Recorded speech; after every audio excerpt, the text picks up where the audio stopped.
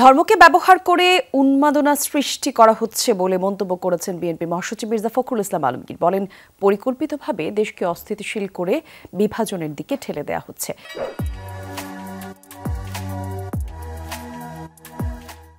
দুপুরে জাতীয় প্রেস ক্লাবে ডাক্তার মিলন দিবস উপলক্ষে আয়োজিত আলোচনা সভায় এসব কথা বলেন তিনি। বলেন, দীর্ঘ ১৫ বছরের আন্দোলনের ধারাবাহিকতায় ৫ আগস্ট দানব সরকারকে উৎখাত করেছে দেশের ছাত্র জনতা, অথচ অন্তর্বর্তী সরকারের ৩ মাসও যায়নি।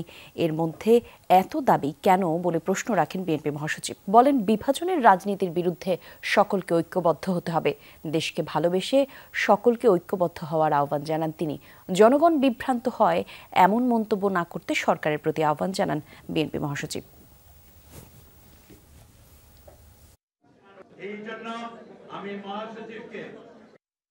ধর্মকে কেন্দ্র করে কি উন্মাদনা শুরু হয়েছে বাংলাদেশে? আপনি চিন্তা করতে পারেন যে মুক্ত স্বাধীন মিডিয়ার জন্য, প্রেসের জন্য, সমাজ মাধ্যমের জন্য আমরা এতদিন লড়াই করলাম, তার অফিস পুড়িয়ে দিচ্ছে। কোন জায়গায় নিয়ে যাচ্ছে বাংলাদেশকে?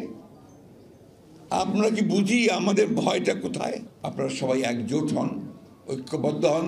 বিভাজনের কাছে আপনারা কখনো মাথা নোয়াবেন না।